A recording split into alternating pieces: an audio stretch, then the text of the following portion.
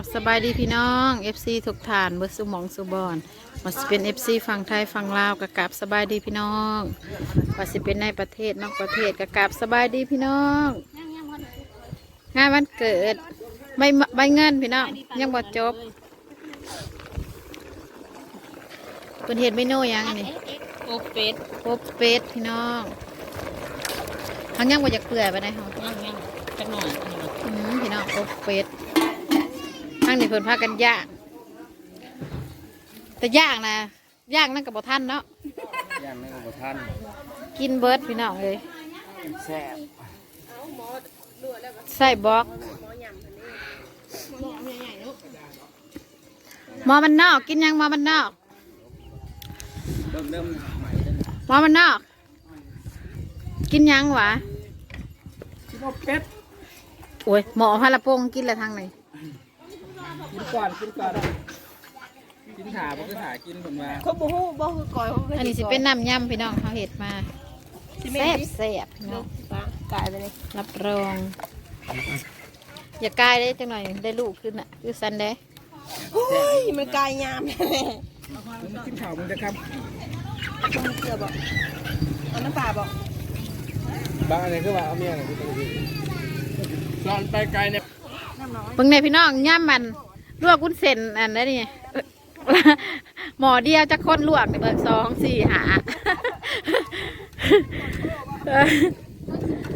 วุ้นเส้นหมอเดียวหาคนลวกพี่น้อง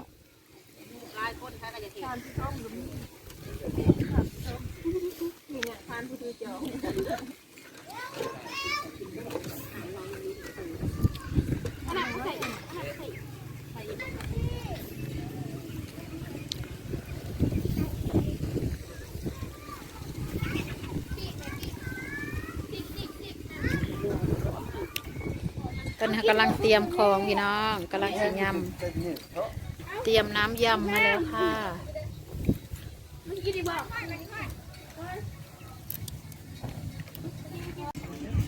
มาเด้อพี่น้องกำลังสิยำจับมาค่ะกำลังจะยำค่ะพี่น้องจ๋ายำสูตรเจ๊เกาเหลาเด้อพี่น้องน้ำยำเขาแซ่บนัวรับรองความนัวค่ะสีมือไม่เท่าไหร่ค่ะใส่ผงชูรส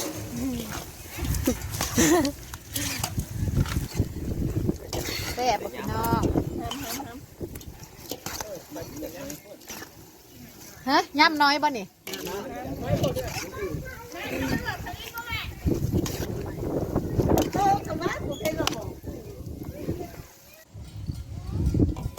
จะเสะนะพี่น้องจ้า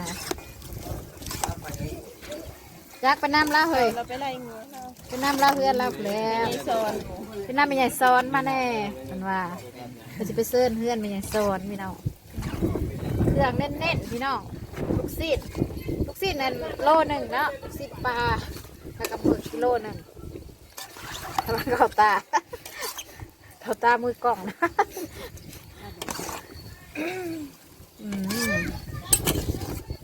น้องจะแซ่บป่ะพี่น้องย่ำขายเนาะในงานบุญเนาะไปบอกมีงานไปหาเห็ดย่ำขายค่ะไปน้ำเลือดปีนี้กันมีงานเนาะเดี๋ยวคนจะไม่ได้ไปนี่แน่นี่เห็ดแบบนี้นะแต่กับข่าวพัดเนาะขู่บุญหินบุญใส่ก็ไปบุญบ้านผมนี่ไม่ได้ไปถ้าบุญหินนะฉันจะไป3 มื้อ 3 คืนยังไม่ได้พักคืนหรอกแม่ใหญ่ซ้อนมาอวยพรพี่น้องให้ลูกให้หลานลูกหลาน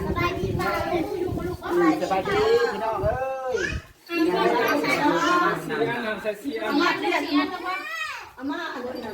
หอย14ก็ใส่14ยันมีหมอกฟ้าเรื่องมากเสื้อสีดอกก็ได้มันเด็ดเปล่าเลยก็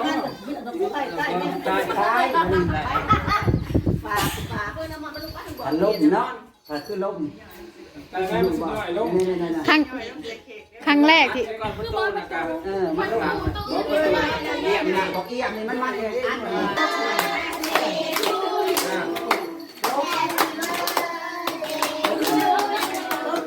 ต้องหอมมาแล้ว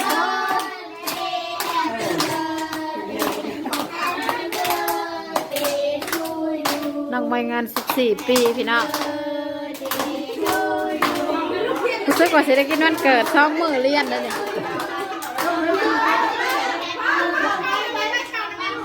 ครั้งแรกในชีวิต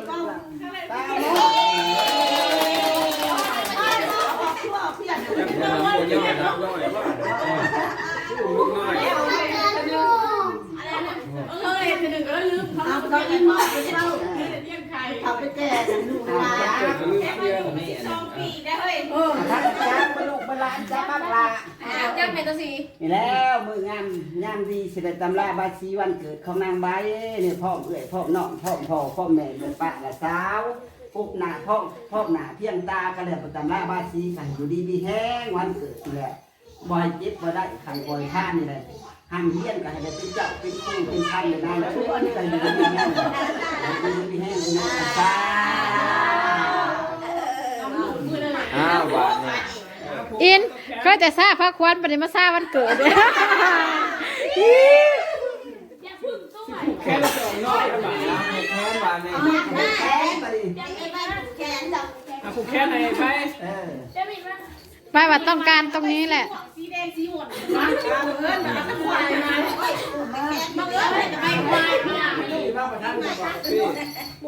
เอาแอนใช่ค่ะบ่ต่อปีของท่านแฮปปี้เบิร์ดเดย์เลย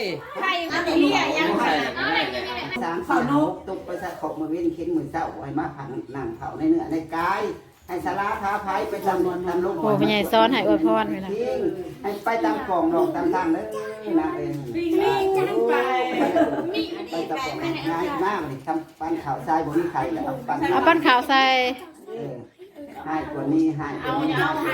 กดเข่านี้กดเข่านะเอ้ยนี่แล้ววันเกิดวันเงินกับผมมาใส่ไม่เป็นไรนี่แหละผมมีความตองหอมแขนไหวมาอยู่ในเพื่อนในจานในบ่อนั่นแล้วพวกกินอยากอะไรไปคือหนังคือในใส่คือเบ็ดคือนางเอ้ยผมเป็นสุดเข้มเลยจะไปกล้วยจะไปหมดใส่ชะลาพาไปอยู่น้ำผอน้ำแม่ในเธอในจานนี่นะสาธุมาได้มากดีใจที่วันเกิดครั้งแรก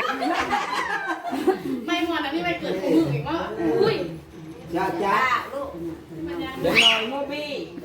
เกิดตัวหน่อยจะเป็นสาวแล้วก็ได้จัดงานมันเกิด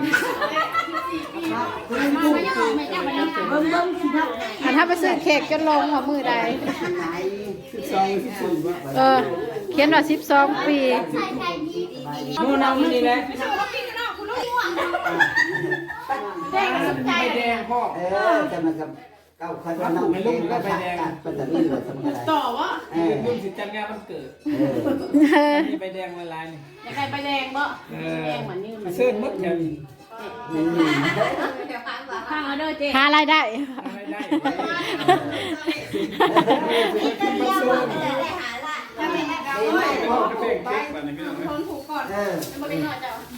เอาแต่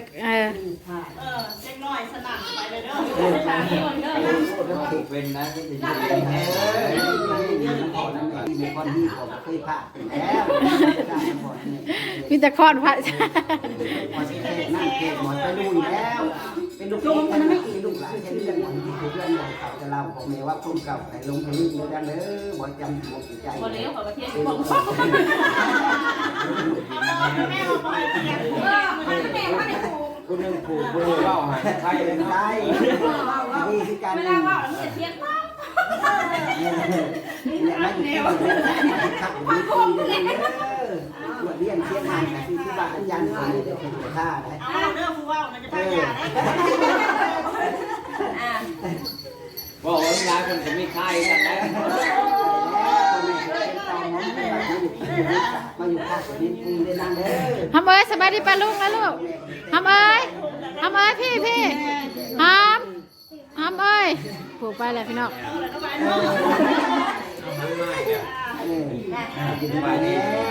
ทำเอ้ยเขากินเนาะคุณเนาะเพ่งคือเขาไปทางใดก็หา